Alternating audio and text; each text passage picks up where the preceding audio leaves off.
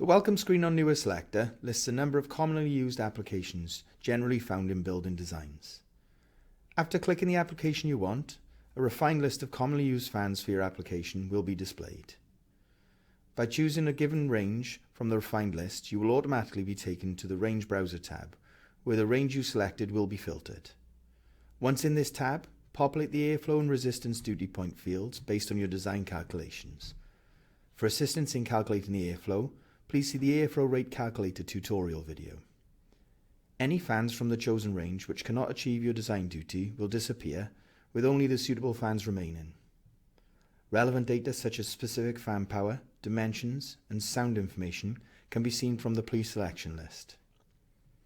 By clicking in any data column, the fans will sort by whichever column you've chosen, in highest to lowest.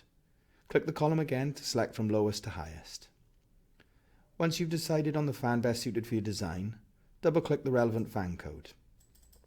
A new tab will open which displays more detailed fan data, including your performance curves, relevant ancillaries, dimensional information, and links to catalogue pages and installation and maintenance guides. Please see further videos to complete your fan selection.